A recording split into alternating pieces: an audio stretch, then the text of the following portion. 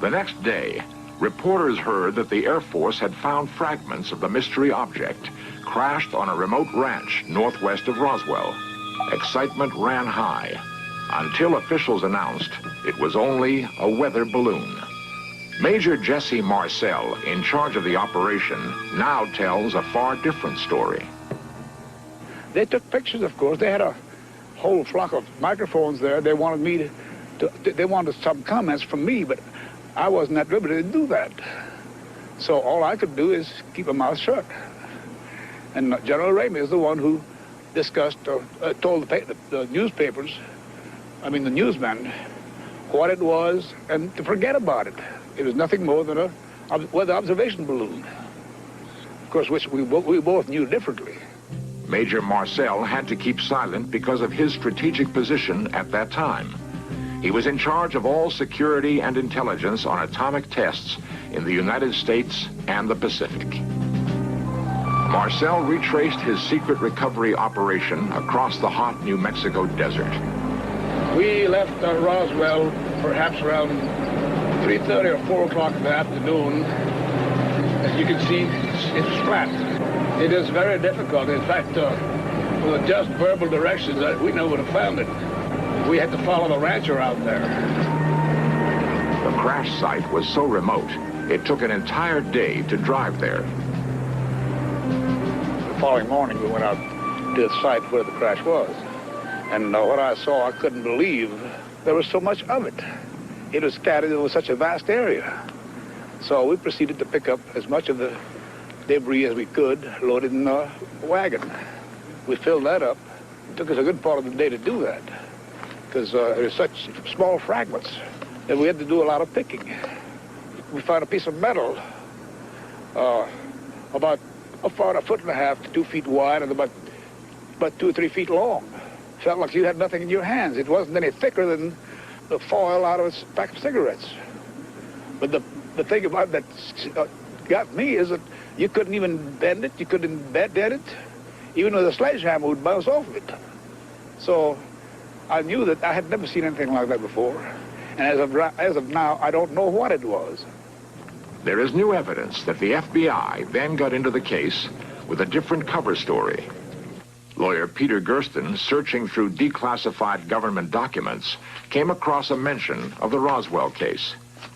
One of those documents related to an incident in Roswell, New Mexico, which indicated that the object which had crashed was an experimental kite.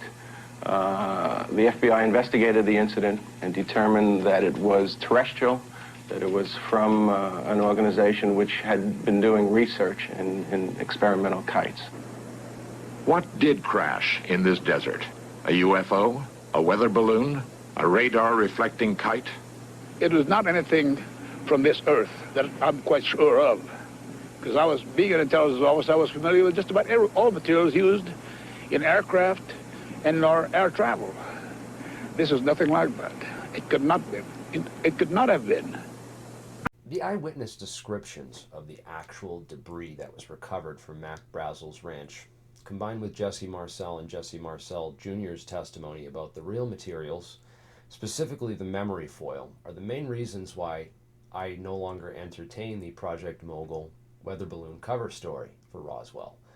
Mylar very definitely cannot explain what multiple witnesses described. It doesn't explain the size of the debris field, and it doesn't explain the confusion of seasoned Air Force intelligence officers, or why they shipped several truckloads of the material to Wright-Patterson Air Force Base in Ohio. Since I first began researching Roswell, I've been on a quest to figure out exactly what that material was and where it could have gone. Although I had stumbled upon metallic glass before in my research and talked briefly about some of the academic literature about amorphous metals and bulk metallic solids, I had never actually seen any experiments done with it until this video by Thoisoy2 came across my desk a few days ago. Now I absolutely have to get my hands on some of this stuff. You can bend and fold the material, but it does not wrinkle or deform. It bounces right back into shape, just like the memory foil. It's also much harder and more bouncy than normal metal. I encourage you all to go watch the original video and subscribe to Thoisoy's channel and leave some comments for his viewers about the Roswell memory foil, as I believe this is the key piece of scientific evidence which will unravel the truth about Roswell and lead us towards true disclosure. Truckloads of the material from Roswell was shipped to Wright-Patterson Air Force Base in Ohio, where it has since disappeared into private hands, untouchable by FOIA. Many have speculated that from Wright-Patterson, the debris went to the Battelle Memorial Institute, also in Ohio. Battelle has been a private military defense contractor since the 1930s, specializing in metallurgy and materials science research for military applications. Battelle helped create the plutonium cores for the atomic bomb. They formulated the metal used in modern tank armor, and they also patented a linear-shaped demolition charge which uses thermite to cut vertical steel columns without the noise of conventional explosives. Battelle has been deep in the top-secret black world from day one, and I was surprised to learn that they are also a non-profit private institute completely untouchable by FOIA. It's time to get serious on real disclosure and real government secrets, and stop letting Pentagon counterintelligence agents lead us down a false path to fake disclosure, aka disinformation. To make it, a mixture of metals needs to be melted in an induction oven, and the alloy is poured into a cool rotating copper wheel, where the metal immediately solidifies, creating a long strip of metallic glass. When the speed of cooling exceeds 1 million degrees Celsius per second, metal atoms don't have enough time to create crystalline lattices in the material, and thus there forms a non-ordered mixture of atoms, or in other words, glass made of metal.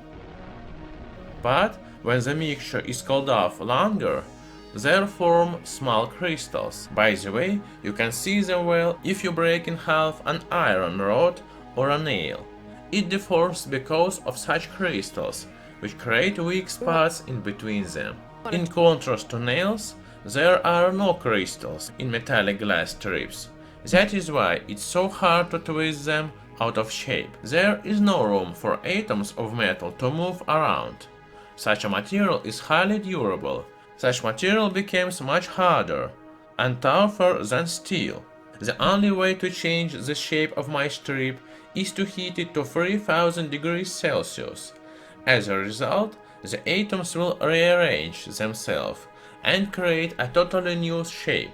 For instance, I got a quite springy spring. If we heat up a piece of this material quite strongly, when cooling off, atoms will manage to create small crystals, making the end material extremely fragile. After being overheated, the strip began to crumble in my hands, creating bits so small that I could hardly see them through a micro lens. Fortunately, my alloy was ferromagnetic, or in other words, an alloy which is attracted to magnets. Thus, I collected most of the pieces and didn't get a splinter.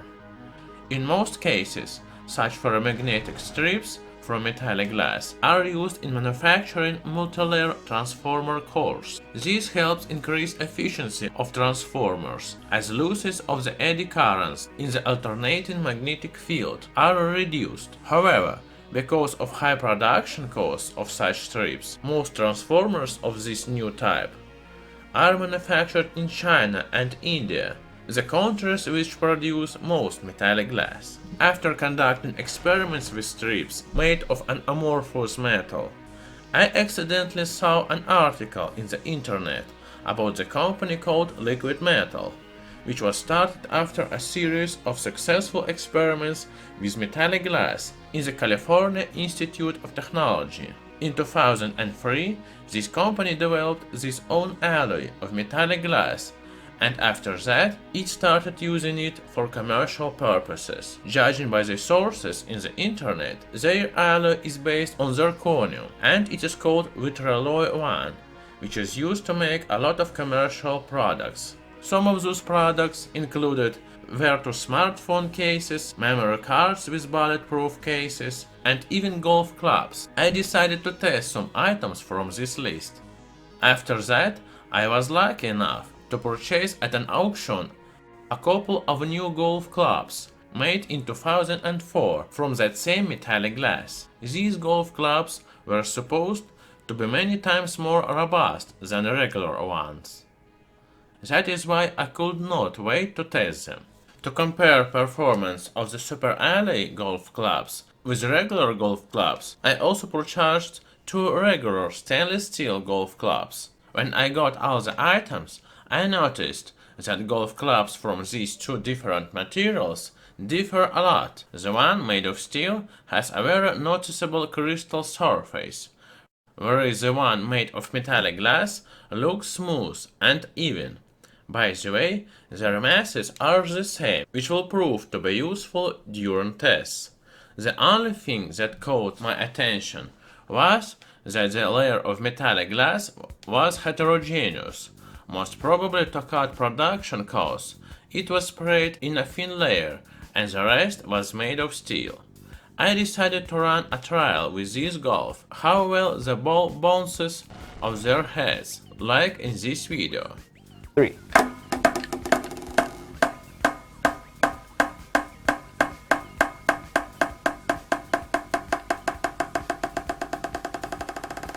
We can see that the ball bounces off the metallic glass surface much longer than of the steel surface, because the formation of amorphous metal is much smaller than that of steel, and most energy is transferred to the ball. First, let us see how the 10 mm in diameter steel ball bounces off a stainless steel pot. Because the ball is made of tempered steel, it easily made a dent in a less dense steel, almost having not bounced off it. For my experiment, I secured 2 golf clubs heads in a perfect horizontal position and started dropping the same steel bearing ball on them from the height of 40 centimeters. From this footage, we can see that the ball bounces off metallic glass golf club slightly higher than from the steel one, although the difference isn't as significant as in the demonstrational video I showed you before. Based on 12 experiments, I found out that on average the ball bounces off the metallic glass golf club 10% higher, although these results are within the measurement accuracy. That's General Rainey there, posing with the phony wreckage of a weather balloon. Now, on the record, in our documentary, let me see if I have this handy, Jesse Marcel said on the record that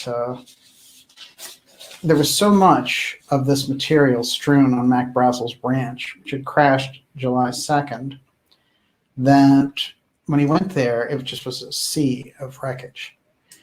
And that Brazel was complaining that his animals would not walk through it, which I think is very interesting also. But he said it was an unusual kind of metal, and that the metal, you could crumple it up and then it would open back up, and then you couldn't cut it, you couldn't burn it, you couldn't dent it, there was nothing you could do. There have been depictions of that saucer crash there on the Brazel Ranch for years. Many of us know it, but actually the Roswell incident is much deeper than has ever been allowed. There are 3 major figures involved around the Roswell incident. Howard Hughes was called in, as we pointed out in the documentary. That's a very important piece because Hughes had his own knowledge around the UFO file. Lindbergh was called in, knowing so much about aviation. Werner von Braun was there when Lindbergh was there. You know, these are the missing things. So many people have run around sort of saying, well, no, I believe this general or whoever, and they got into these groups who believed certain things. You know, the funeral director was lying or whatever. It didn't matter. The mass of people who saw the wreckage, massive people, massive witnesses saw bodies, massive accounts, family accounts passed down. Doesn't matter if 1 or 2 people said one thing differently or another. There's too many people. This is what happens. Now, in 1994, faced with all of the pushback around the Roswell thing, the Air Force decided to do their own sort of Warren Commission report on it to get it out of the hair. And they said, Roswell report, case closed. It was a weather balloon. And so these are the same people, remember now, who are supposedly saying, hey, you know, we got to figure out what those UAP are. It's the same group. And what they want to do is either keep the truth from the public or get the public to believe their truth. Another shot of Marcel there getting called in after looking at the real wreckage and it being asked to pose with this stuff. One of the interesting things that Jesse Marcel found was among the wreckage, all these unusual beams. And the beams themselves looked very much like they had a kind of hieroglyphic language in there. This, I think, is significant for a lot of reasons because I know that there have been ideas that the wreckage could have been, and even really great people have suggested this, that it could have been German or it could have been something else. And I think that the facts support that it's just more of an alien operation, although I'm going to quote from one of those books tonight. And I think it's worth looking at all aspects of this. That is Marcel around the time of the incident. And in short, what happened was there was a loud sound. People had been seeing lights. There had already been incidents in late June in upstate New York. The famous sighting of Mount Rainier by Kenneth Arnold, where we got the term flying saucer, had taken place. And also in Washington, we'd already had that Maury Island incident, which is detailed so well in the Maury Island book, The Maury Island Incident by Ken Thomas. Now, what's interesting is when we go back over this and we're looking at Marcel as a character, he's coming into this and he sees this scattered, strewn all over the place. And what he does is he brings it back and he stops at his house and he shows it to his family. And then he gets a huge army operation going and they vacuum up everything that was there. And they send all the wreckage back. Now, the researchers I've talked to, like Stanton Friedman, who's no longer with us, who really did the yeoman's work on this, they said there were two crashes. There was that crash, and then in Corona, which is where the ranch was, another side of it, a little further away, there's another crash site. And it was the second crash site that had the bodies. And so one of the interesting stories, if you follow this, is that there's a water commissioner who sees the craft, and he sees three bodies outside of it, and one of them is still alive. And then over his shoulder coming is an archaeological group. I love this story. And so they're marching along here, and they see her like, what the heck is going on? And then having heard from the military, from Marcel, that the stuff was there, then the military is driving up. And so you've got the military, you've got the water commissioner, and you have the archaeological group all there and looking around at these aliens half dead. So, you know, there's no getting around the amount of witnesses for the thing. The military said, if you say anything about it, you know, this is top secret and all the rest, and they locked everyone down. One of the great witnesses, of course, is Frankie Rowe, who was a 10-year-old girl and whose father was a fireman, and he had gone out and he had said to her, we had these beings outside this craft, flying saucer, and two of them were dead and one of them was still alive. This is a theme. A couple of the aliens were dead, but one of them was still there and they were trying to communicate with it. Interestingly enough, when I was looking at one of Joseph Farrell's book called Roswell and the Reich, which is fantastic, trying to go over those German technology connections to the United States at that time of Roswell, and why they yanked so many of the German Nazi paperclip security clearances as soon as the incident happened. He talks a lot about this situation of someone who was around, who came walking up also when that archaeological group was there. And so he's a child, and he has an older brother and an uncle with him. And so we'll bring in this. Anderson's older brother, Glenn, walked around the craft, and Gerald followed him. They came to a rip in the side of the craft, approximately 8 to 10 feet tall and 3 feet wide, and Gerald peered in. Quote, I could see directly into it and was looking through the outer hull and into another bulkhead, and that bulkhead was shaped exactly like the outer hull. You could see through the rip. You could see what looked like components. I don't know if they were electrical propulsion or what. They all seemed hooked together by cables, and one of these was hanging out. There were several hundred strands per one of these clusters that were wrapped. They blew in the wind like horse's tail, except there were lights all over the end of them. These lights were undulating. They were flashing. Some of them were bright. Some of them were very dim. Some of them were flashing. They looked like fire on the ends of these thread-like things that were waving in the breeze. So he's got a very bird's eye look at the craft. So an interesting thing happens where his uncle goes up and starts to talk to the creature who's alive. And so this is Farrell talking now. According to Anderson, at this point, 4 men and 2 women approached the site from the opposite direction that Anderson and his family had come. One man was a professor named Dr. Buskirk, and the rest were his students working at an archaeological dig a few miles away. They'd seen a fiery meteor crashing the night before and decided to come and investigate. Very often, by the way, what they tell us are meteors are UFOs, or UFOs in trouble, by the way. The archaeological group's reactions were, according to Anderson, almost the same as his own family's had been. There was at first disbelief, then talk about the men from Mars. Anderson then related a peculiar set of details. Dr. Buskirk apparently is capable, quote, Dr. Buskirk is apparently capable of speaking several languages because he tried to communicate with this creature. He knelt down there with Ted and my dad and tried to talk to this thing. I recognized one of the languages spoken as German because I had German relatives that spoke German fluently. Ted was married to a Mexican woman and he spoke Spanish, so I understood that one. Of course, they got no response. I recall Dr. Buskirk trying sign language too, and there was no response from that. So the gray alien that they're sitting there trying to communicate with, he's basically not taking any of their communication. Like, he's just dazed and there's nothing going on. And the only real detail that he gives, you know, it's interesting in this sense, which is he describes the alien as small. And Farrell's making the point here that he's not really getting into the big head aspect of it. And so what he just found it interesting that they were attempting in German or Spanish to do this.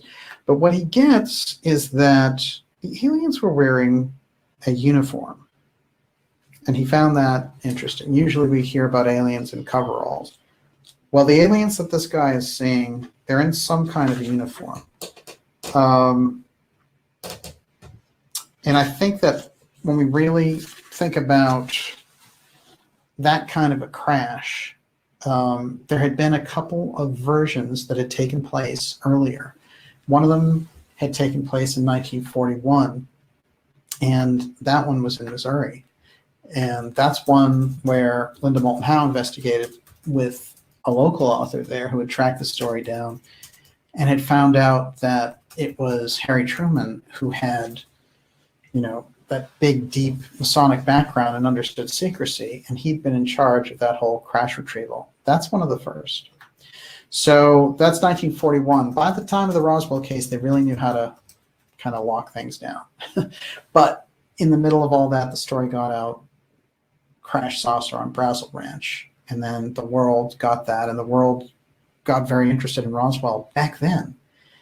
Then they came out with the second, and that was very different.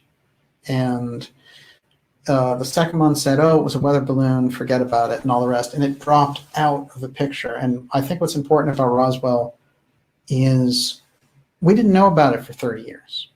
And it was only because someone had introduced Stanton Friedman to Jesse Marcel, who had been there and picked up the wreckage for himself, that we even know anything about it. Because it was completely off the books after that one main article came out about it. So they kept it pretty pretty good and underground. But Marcel was there. He was still alive. He knew all about it. Now, interestingly enough, one thing which is very unusual about Marcel is it came up in 2018 through a conversation with another contactee, which is Calvin Parker, who was also in our documentary. He went to meet Marcel in the early 80s, just before he died. And they had a very interesting conversation. But I'm going to read from this article. The U.S. Major hid pieces of the infamous Roswell crash in his hot water heater at home after the government tried to cover it up, it has been claimed. Major Marcel, who was the first officer on the scene after a flying disc crashed and landed in New Mexico, took material home from the crash sites in July of 1947. That's another shot of Marcel. And kept it in his house, according to British investigator Philip Mantle. Now, it was Philip Mantle who helped Calvin Parker put out his own book, because remember, Calvin Parker and the incident that took place, that took place in the early 70s, and he'd been off radar for a long time. He'd had a nervous breakdown. He wasn't interested in talking about his alien encounter. Neither really was Jesse Marcel. He had sat on the story for 30 years, so he was hardly chasing a book deal or anything like that. But I found this interesting. Let's go with this a little bit. Marcel was dispatched by Roswell Army Air Force, where he worked as an intelligence officer for the 509th Bomb Group. 509th Bomb Group now having as its commander Van Herk. He was the commander of the 509th. He's graduated now to COG. So he has the direct lineage in COG from the Roswell incident, because the Roswell 509th group was the first group to find UFO wreckage, and they were also the atomic bomb group, the most elite fighter group that we had at the time. So when they send Marcel out there, there's a long succession of commanders from 1947 for this all the way up to the present. And if you go in there from 2015 to 2017, you're going to find who was at the top leading the 509th. The 509th was under the new COG commander. This is quite a connection between these two. So according to Marcel, specialist teams were brought in to clear the wreckage, and it's claimed by some several dead alien bodies who were flown to Wright-Patterson Air Base. Right. The U.S. Air Force said that later that the object was a downed high-altitude spy balloon in a top-secret operation called Project Mogul. Now, Marcel knew all about balloons, right? He wouldn't have been impressed that it was a balloon. And how do you get a balloon strewn all over a field and animals can't get by it? I mean, a balloon is nothing. Before his death in 1986, Major Marcel admitted there had been a cover-up and that he was forced to hold pieces of a weather balloon at a press conference. So we covered that. But I do want to put these points on the record. Until now, it was not known what happened to the strange material he found at the site, a kind of metal which would spring back into shape after being crumpled. We've talked about this metal. It has within it this kind of apotheum effect. And apotheum, as we've described in this program, is the same thing that's involved in X technology and resides in the UFO file, and it's what makes the whole thing so hidden. So apotheum represents a kind of physics that violates universal laws of nature.